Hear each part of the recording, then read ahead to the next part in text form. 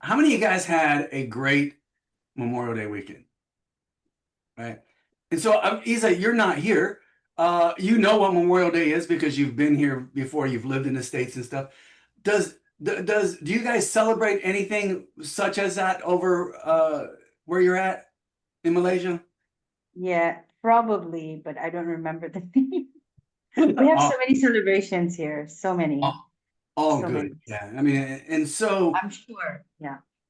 You know, I was getting a little irritated last night, guys, and I'm just going to be frank here, right, and open. This is the kind of the locker room chat here within Coffee Connect, and as a veteran, right? I mean, uh, I like to believe that I understand the history behind Memorial Day and really the relevance of it and stuff, and uh, last night at 8 o'clock, and maybe this is just me being the old guy in the neighborhood or something, right? But last night at 8, 9 o'clock, right, the fireworks start to go off. And I'm like, I think these guys are confused, right, as to what this is, right? And I think, I've heard lots of references over the weekend on different news channels that it is important for us to get back to the understanding and true meaning of what Memorial Day is, right? And why we recognize it and take a moment to think of all of those who gave their lives, right, in sacrifice to our freedoms and the lives that we live today and stuff. So uh, I don't want to. I mean, we're going to get into kind of the meaning of Memorial Day a little bit today, but I also want to be able to just kind of share experiences, right, and stuff. So welcome to Coffee Connect, guys. This is our 6 year. I believe we're on our ninth episode, and we can always look back and start to think about all those who went before us in Coffee Connect as well, right? Many of you are still here and continue to come back, which I love, right? Uh, but I want to, being the day after Memorial Day, I wanted us to take today and kind of go back and figure out how do we honor those in the past, but also celebrate the community that is currently serving and those that are out there, right? Obviously, Veterans Day is out there and things like that, but uh, I don't think anybody knows the sacrifices that families make as much as probably those that have lived that life for a long time. And I had a lot of challenging times in my 25-year career in the Navy, leading 700 sailors, operating and maintaining 8 nuclear reactors is no easy task by no means, right? But I will tell you the hardest 2 days of my entire 25-year career came in 2011. They were only about 2 months apart, right? And I had the distinct honor of delivering remains home and passing off the flag to Oh, 2 wives of sailors that we had lost on deployment. And we weren't in combat situations or anything like that, but by far those 2 days stick to my head and stick in my memory probably as a bigger impact than any part of my 25-year career, right? And so I think many of us, we can't fathom losing a child, losing a husband, right, in an unexpected term, right, of life.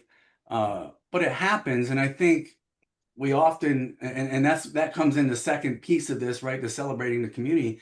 Like, how can we support our military families and those that we know that have loved ones that go abroad and serve abroad in various roles because we just don't know what tomorrow might bring for them, right? Uh, and so that's what brought about today's conversations, guys. And so I just want to kind of do a round robin. I will tell you, if we talk celebratory means, right, for 22 years on Memorial Day, um, I had a pig roast at my house every weekend, every Memorial Day weekend, right? That was the way that we started summers. And probably much like many of you, right? The barbecue was one piece, but we always took the time in the morning before everyone or as everyone was arriving, right?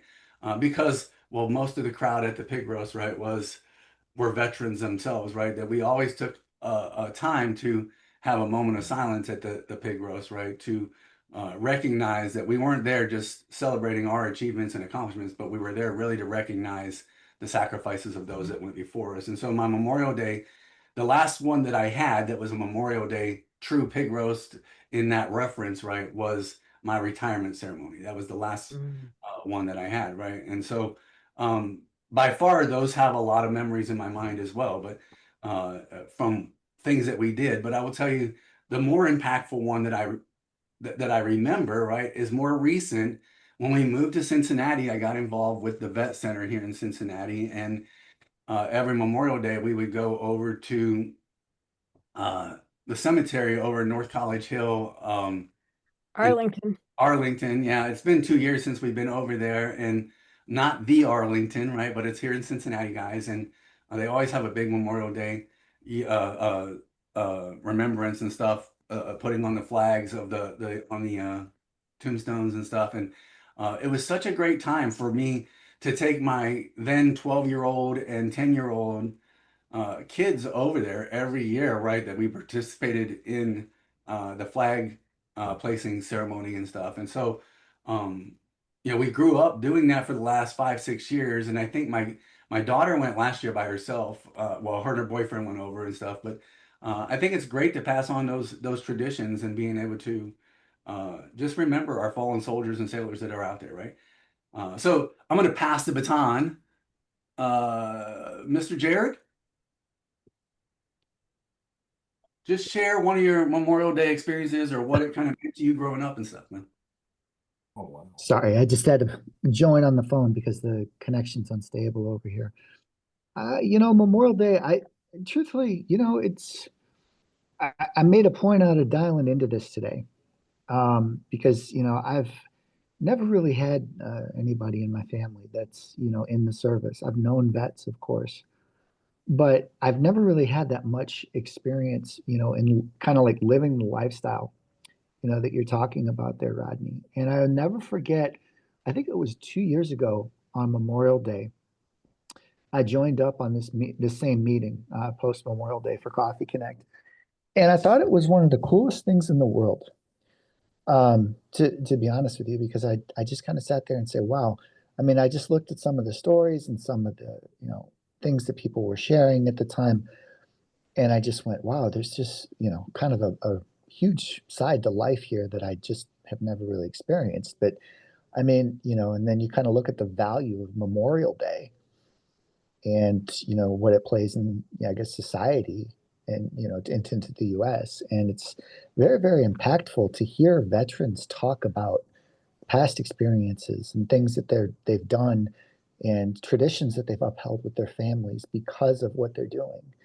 Um, and so I guess in some ways, this group here has kind of opened my eyes up a little bit more to just, the critical role. And I mean, even here, you're talking about the discernment of fireworks between, here and July of 4th, Independence Day. And I think, sometimes people just kind of need a little bit of a reason to cut loose with that. But I don't know. It always seems, one thing I will say, it always seems as though with the veterans, when you see one of the folks in that community fall, we just literally lost. I have a good friend up in Cleveland who lost her dad. He was a vet, 91 years old, and this guy, to hear some of the stuff that he did in his lifetime, even after he got out of service, he was a big GM employee for a while, retired from there after 30 years of service or something to that degree. And then, he ended up going on to become a volunteer in the community. He helped a lot with the food banks in Cleveland. And you just kind of look at that and say, wow, the folks who we're honoring at this point are the ones who are really just, they have such a high regard and care for society, and I think that's what, I think is the awesome part of this day.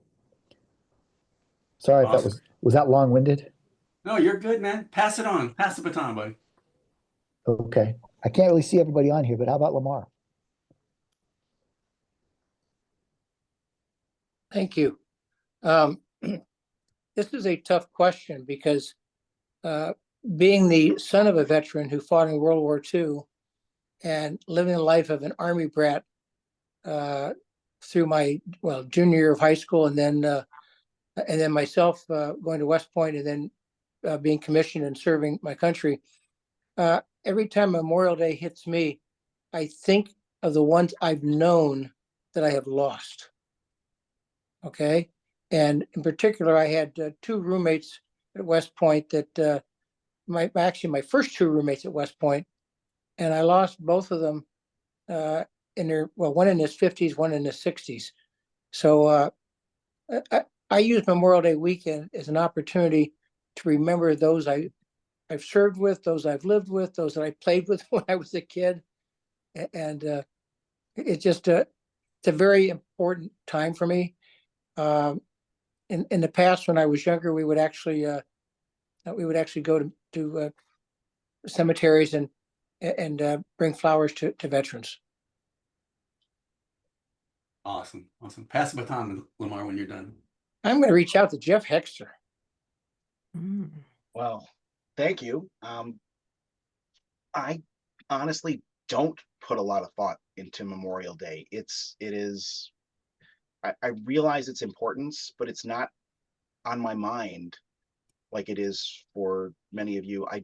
I know people who have served, and I spend time with them outside of Memorial Day, and I respect and appreciate greatly what they've done. But I don't come from a military family, so it's not like this is on my mind like it is for so many others. And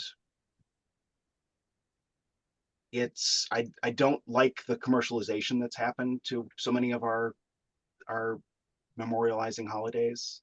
I understand that it's happened, but I don't appreciate that it's happened. And I think we lose something by not making this a national conversation like we're trying to have here. Yeah, it's more than hamburgers and hot dogs, right? Yeah, we did not do that. For sure, man. Yeah. Listen, Did any? I'm curious, and I'll let Jeff pass the baton here in a second. But I'm curious, was anybody aware that there was a national Memorial Day parade every year? Teresa's saying, yeah. Joe's shaking his head. Many of us are going, no. I had never known until yesterday. I happened to turn on some random news channel, right? And they were showing this parade that was happening in DC, right? And I'm like, this is crazy. Like, I didn't even know, right? Anyway, go ahead, Jeff. right, I'm going to pass it to Jeff D. Thank you. So, Memorial Day, like you, Jeff GPT, I don't come from a military family per se. I know people who have served. I appreciate their service. I personally, I think I'm struggling to know what to say and when to say it. Like yesterday, after I published all my Happy Memorial Day LinkedIn posts, I come to find out Happy Memorial Day is not politically correct. That is something that should not be said. Apparently, preferred is have a meaningful Memorial Day, or there are other variations of it. So that's kind of how clueless I am when it comes to Memorial Day, how to treat it, how to treat those who have served. I've heard that it can be offensive to thank people for their service. Then again, I've heard it might irritate them. I've also heard it just kind of depends when you say it to them. So I don't know. I'm very lost, and maybe I'm in the right room here for a little advice, little insight. Those are all great ponderances, Jeff, right? I mean, and so I've often been asked, like, what do you prefer, right? It's not about what I prefer, okay? What do you feel like saying? I mean, if you say, hey, thank you for your service, and there's a veteran that gets upset at you, something's wrong, right? There's probably more there, okay? I'm just going to be honest. Most of us, though, I think we're humbled enough that we say my like I don't look at my service as being anything tremendous, guys. 25 years, got it. But I did not have to pay the sacrifice that many others did, right? And so I think Memorial Day, as you've found out this weekend, right, it does have to be differentiated, that it is not a celebration of Memorial Day as much as it is just make it meaningful for you and your family to recognize the sacrifices that have been given, right? To give us the freedoms that we have and the rights that we have, uh, and things like that, right? So don't you know, you said Happy Memorial Day, right? Don't get all bent up about it and stuff like that, right? It happens, right? I think all of us are in the same situation. We go, what's the right thing to say, right? You know, I think when you say thank you for your service, what are you thanking them for? You're not really thanking them for their service as much as you are the freedoms, the privileges you enjoy, right? The ability to vote, speak, choose your religion.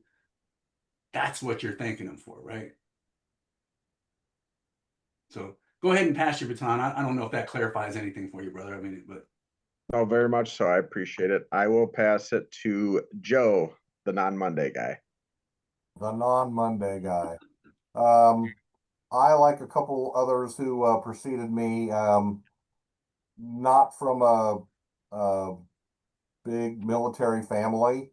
The kind of the difference that I understood between Memorial Day as you remember your war dead, Veterans Day as you thank a veteran.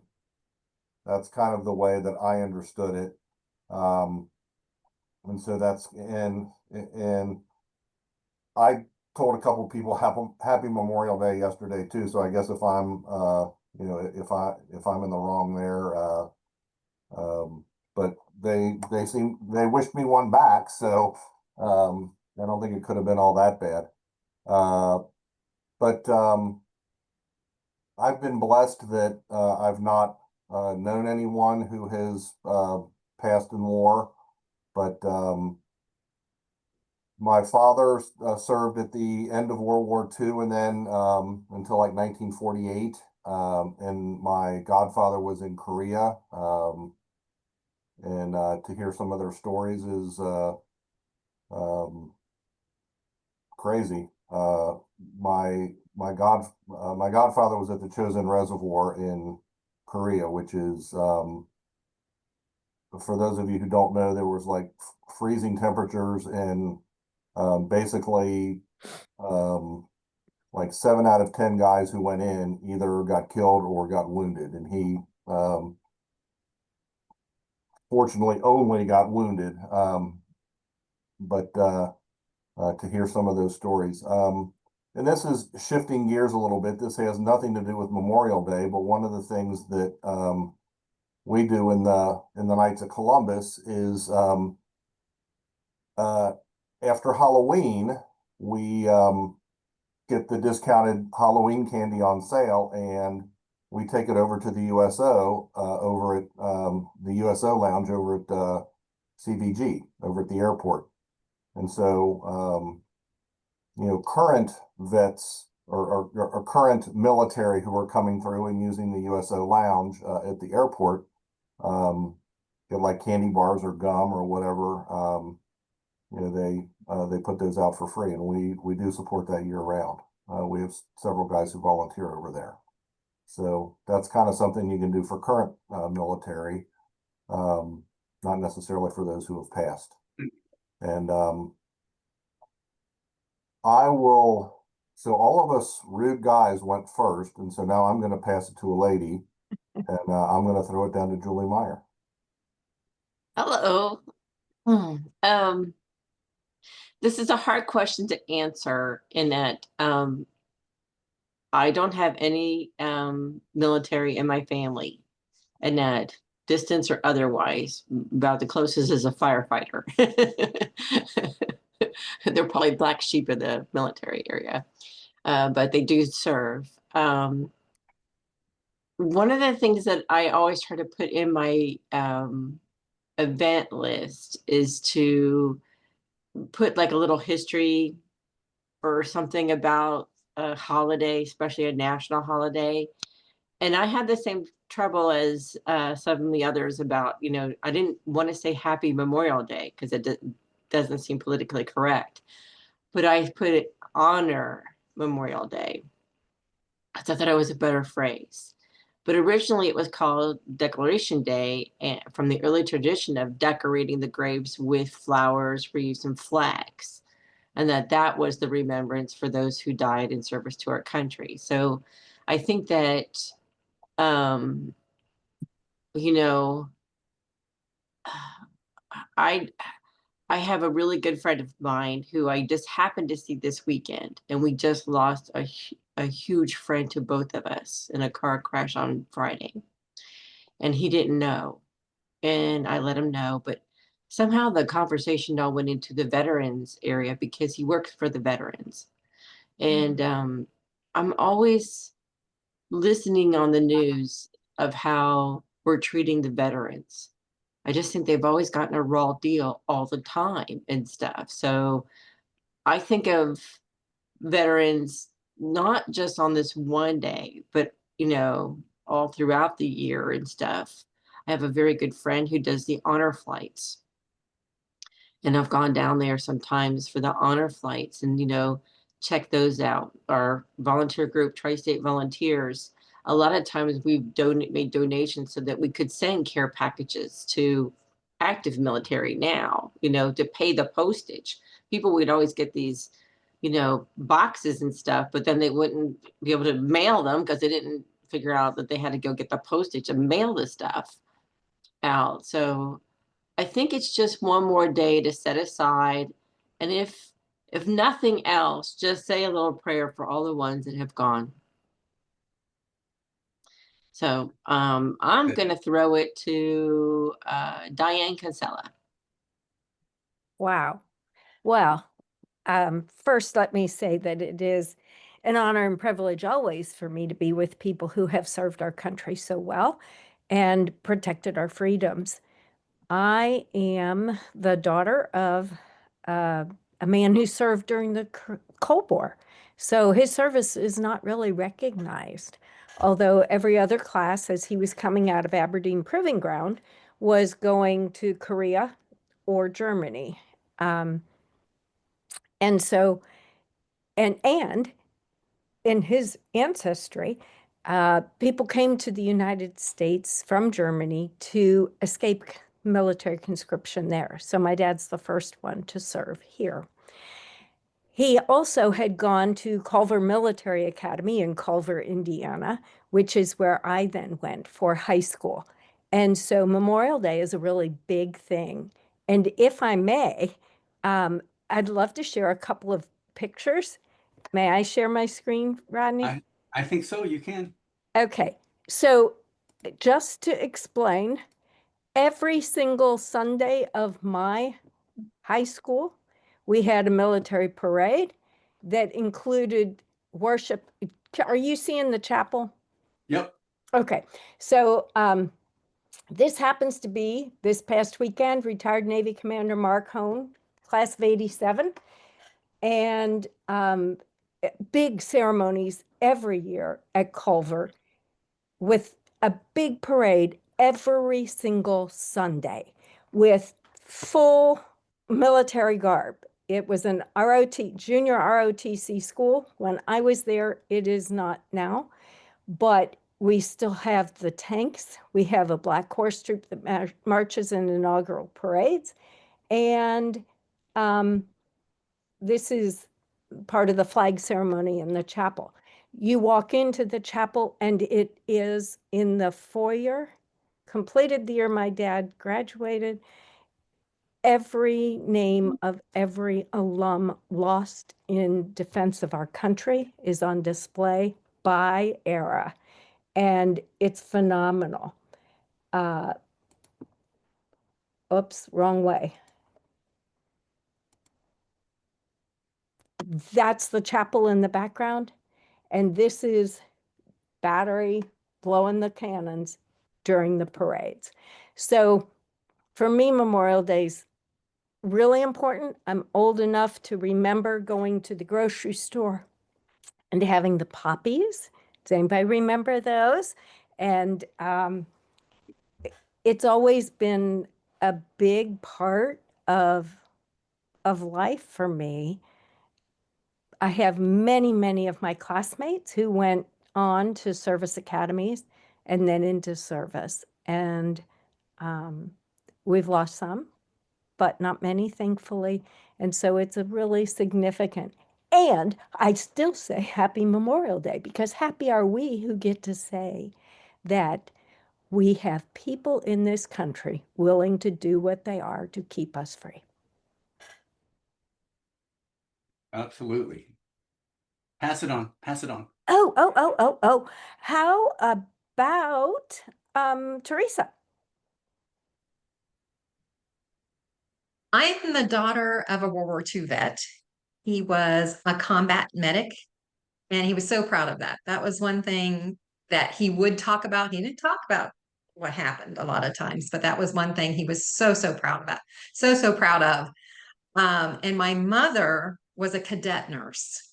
And that is a little known story that because of the cadet nurses, the 17, 18, 19-year-old girls who came in to become nurses so that our RNs could go overseas for our troops.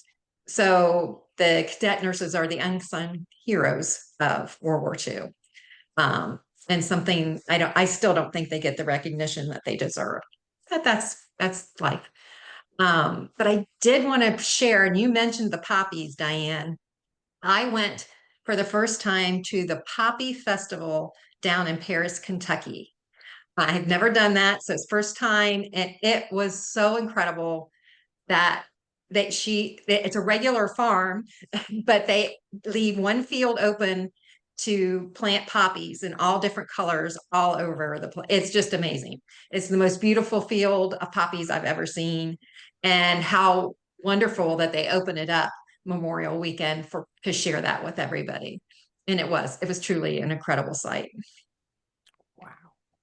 I love it. We've got Joanne, Isa, and Rita came in a little bit late. Hopefully she's up to doing what we're doing here. I Pass don't it on. really know what you're doing, so I'm just trying to catch along. Yeah, we're just sharing Memorial Day experiences and kind of what it is to us and stuff. Go ahead, Teresa. Okay, Joanne, has she gone yet? Nope, go ahead, Joanne. Okay. There, I guess my dad was World War II. Looking back of military history of ancestors, luckily none were actually lost in any of the battles. They all made it home, with the exception of a multi-great uncle who was a 19-year-old who went off to the Civil War, got down to Nashville, and then proceeded to pass away from the flu and is buried down in the one of the national cemeteries down there. My memories there, gosh, growing up, we had a commons in our village that used to, well, they still do have big memorial, or they have Memorial Day, like parades and speeches and everything there. But my memory as a child was that it was very heavily attended. You had lots of veterans there who would come in and march across the commons. There would be all the Boy Scout and Girl Scout troops and everything, and kids with their bikes with the what is that stuff? Crepe paper through the spokes and just the whole bit there. But I had a chance with one of my brothers to go back a couple of years ago, and we were just like, hey, let's drive over there and take a look. And it was just so sparse by comparison, the number of people that were there. And then there were only, gosh, I want to say maybe like 20 like 90-year-old men who came out onto the commons there. And it was just a completely different feel to the entire experience. You could tell that some of those traditions definitely are not what they were in the past. And so it was just kind of sad to see that the same support wasn't there anymore. Absolutely. 20 90-year-olds. But that's what it looked like. Yeah, basically it was like the Korean and World War II vets. I mean, actually, in reality, they probably were more likely to have been like some of the older Vietnam. It just, there were some that were up there in their 90s, and but it was, just so sad compared to the volume of people that were there participating as well as spectating compared to when I was a kid. Absolutely. Isa, I'm gonna go ahead and pass it to Isa, and then we'll leave Rita for last. So that way it gives her another couple minutes to. Um, Honestly, I'm just an observer right now because I moved out of America in 2014. So I'm just so out of touch with everything. And there is no coincidence that I'm here. I'm just listening to all the stories, which I really, truly appreciate. And I can feel it. I can feel like I was there, all these experiences that you're going through. So that's all I can say from my side. Yeah, and I'm But sure, yeah, I'm sure in Malaysia and other areas of the world, right? There are things obviously they are uh memorializing their soldiers and sailors and stuff that have come yeah, from as well. I mean, it's yeah. not just America. Uh, Yeah, they do have I think it's in September because there's so many celebrations here there and is, I yeah, just can't keep up. But I just kind of Googled quickly. It's in September. There's a Memorial Day in September. perfect. So yeah, So we might have to come back and visit that again. Rita? yeah. Well, I just have a couple, I think, short things, really short for me. My oldest brother is a veteran and a firefighter, and we were recently at a baseball game for the Cleveland Guardians, and they had a moment where they wanted everyone who was currently or had formerly served to stand up. And it number one, it does make you realize how many people serve because you can see the people standing up at the stadium. But, you know, I kind of had to like push my brother to stand up because he's a very outgoing person, but, he just kind of doesn't want that. It's not that he's not proud of what he's done with his life, but it's like he realizes he served at a time he didn't serve during like World War II or that there were people who went through way more than him. And I'm like, you were in the Sinai Peninsula. That's not chump change, buddy. Get up. Like, so I maybe I'm just the kid sister in it all, but I'm like, you served, buddy. You got to stand. Get with it. Um, Over the weekend, I'm just now getting back from my family weekend, so that's why I'm a little behind today.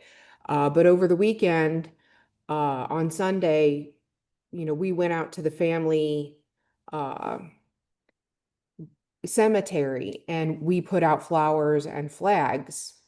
And it's a reminder of, my dad who served, my grandfather who served, um, and his siblings who served. But I've always reminded of my mom's my mom's one uncle, John Kreitz, who met his bride while serving during World War II in Washington, D.C.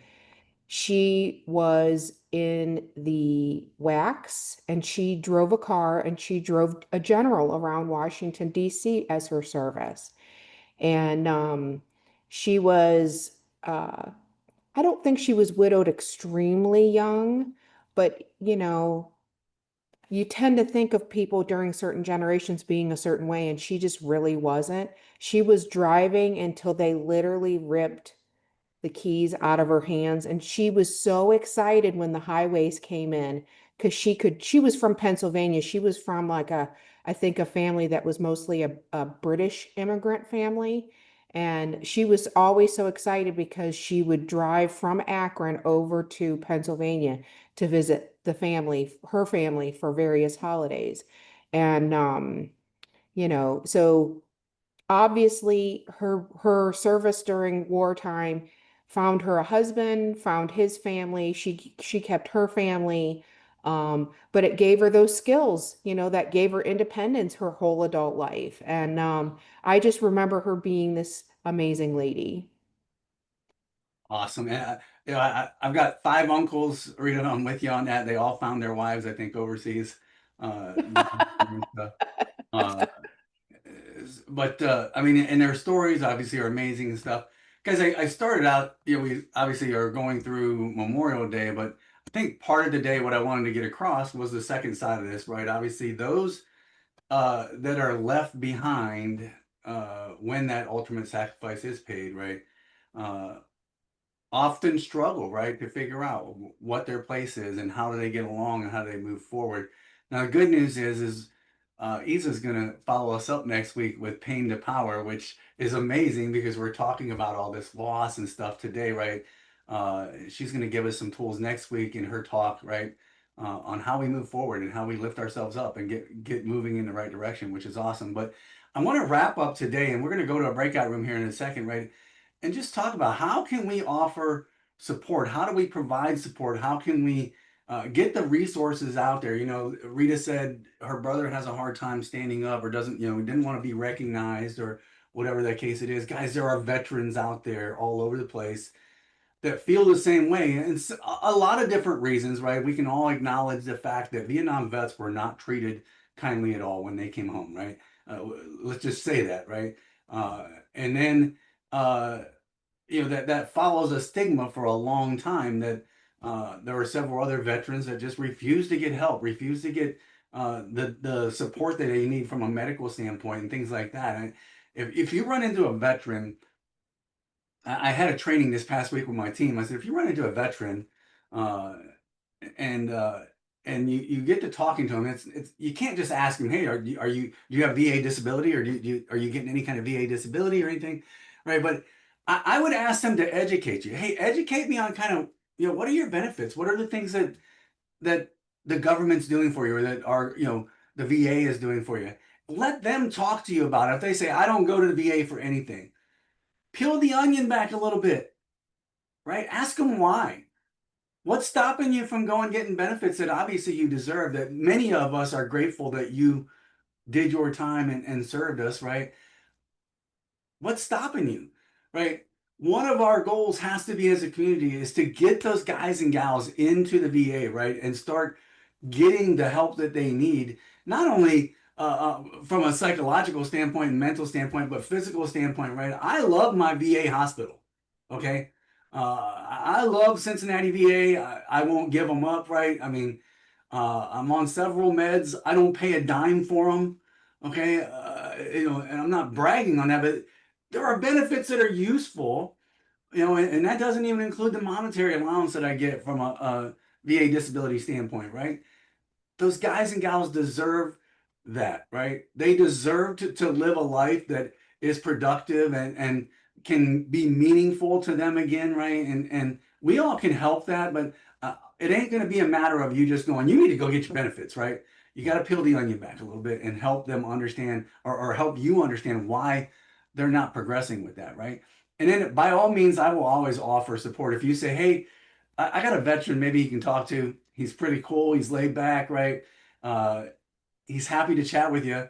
He's not involved with the VA, right? I'm not a VA rep. Lamar's not a VA rep, and I'm sure Lamar would speak to the same, right?